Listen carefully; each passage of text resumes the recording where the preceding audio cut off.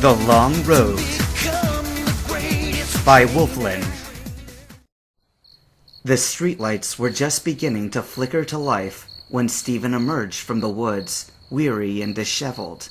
He had searched the whole area, but to no avail.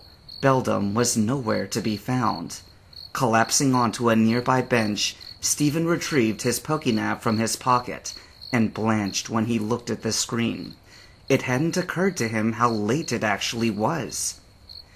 In his fervor to locate his lost Pokémon, Stephen had missed the shuttle back to his home. He was never late when coming home from school, and if he stayed late for extra studies, he always called ahead. His father must be worried sick. A shiver ran through his aching body. He couldn't call home, though. What would he say? "Sorry I'm late, Dad. I called Beldam useless, so it ran away now, and I don't have a Pokémon anymore?" No, definitely not that. Instead, he resigned himself to walk home. He would use the time to come up with some sort of excuse for when he walked in the door alone. Joseph glanced up from the newspaper he was reading as the front door swung open. Look who finally decided to come home. How was your day, Stephen?" "Hi, Dad." Stephen kept his eyes on the floor. "You look exhausted. Tough day?" "Yeah." Joseph frowned. "Stephen, what's wrong? I haven't seen you this glum since you started trainer school." Stephen froze. He hadn't been doing a good job of hiding how he was feeling after all. His father used the silence to ask the one question Stephen was hoping he wouldn't have to answer. "Where's Beldam?" "Oh, it's resting in its ball. We had a battle class all day today, and we're both really tired." When his father didn't comment, Stephen continued. "Is it okay if I take my dinner up to my room? I'm probably going to fall asleep as soon as I'm done eating." Joseph's expression softened. "Sure, son. I'll have the kitchen staff heat something up for you." Stephen was already halfway up the stairs before he called back down. "Thanks, Dad. Good night."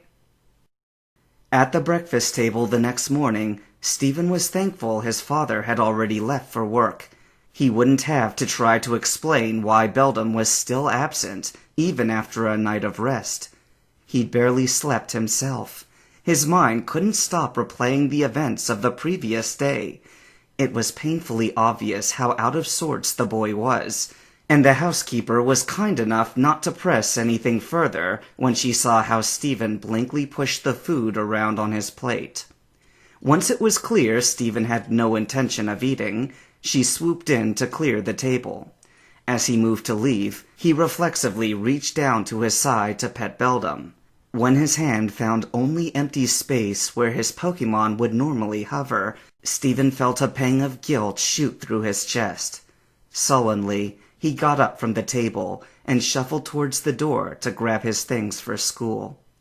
As he brushed past the living room, he spotted the newspaper his father was reading the day before. Barely glancing at the headline, it only took 2 words for his blood to run cold. Stephen was out the door in such a hurry that it slammed shut behind him, much to the dismay of the housekeeper. The sudden disturbance tossed the paper from where it sat on the table. "Pokémon poachers spotted near Rustboro outskirts. Trainers encouraged to stay vigilant." School was the last thing on Stephen's mind as he briskly walked along the road at the edge of Rustboro. On high alert, he doggedly scanned the woods just beyond the city's gates for any sign of his missing partner. A gleam of blue, a flash of red, a metallic chirp, something, anything! As the crunch of grass and dirt replaced the sound of concrete beneath his shoes, Stephen slowed to a stop. He hadn't noticed that his hurried pace had taken him all the way out to Route 116. The air was quiet, no longer filled with the hubbub of city life, and Stephen strained his hearing to see if he could catch anything out of the ordinary, anything that might tell him where Beldam had run off to. He slowly turned where he stood to take in the sounds from all sides, and then he heard it. Mixing in with the sound of the wind rustling through the trees, to a random passerby, it could have been anything. But to him, the chattering call of his partner was unmistakable. He listened for only a moment longer before turning and bolting into the woods. Wild Pokemon be damned. He was going to find his lost partner, no matter what it took. He tightened his hand around the empty Pokeball in his pocket as he pushed through the underbrush. "I'm coming, Beldum!" It didn't take much time for Steven to hone in on the location of Beldum's cries. As he got closer, the sound of 2 more voices sent Steven diving for cover. Beldum wasn't alone. He needed to get a read on the situation. Rushing in empty-handed to an unknown encounter was just asking for trouble. Ducking behind a nearby tree, he peered out into the small clearing before him. He could feel his heart racing as he spotted his Pokemon. Beldum was ensnared in a net, no doubt laid out by the 2 men that stood peering down at their new captive. It tugged and struggled to free itself, but the cords held tight against its blunt edges. Steven swallowed, trying to bury the guilt that was rising in his throat. Now he knew what he was up against. Closing his eyes, Steven took a deep breath and strode into the clearing. "Release that Pokemon now!" He spoke with an authoritative voice he didn't realize he had. Beldum's struggle ceased as soon as it caught sight of Steven. Immediately, it began to chatter in earnest and tug the net in the direction of its trainer. The 2 men turned to face the intruder, but grinned when they saw who the voice actually belonged to. "And if we don't, what are you gonna do about it, kid?" Unfazed, Steven's tone held steady.